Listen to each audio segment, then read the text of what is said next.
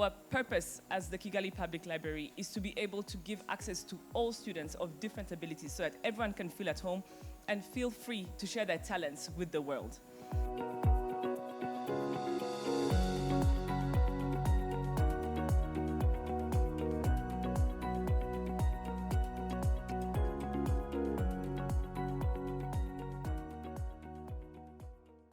It is, of course, a great pleasure to be here with you today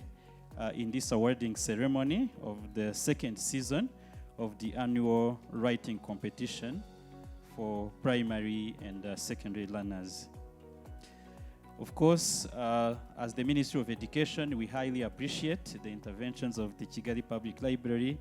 and other stakeholders who have been actively involved and engaged in reinforcing reading and creative writing skills for our students.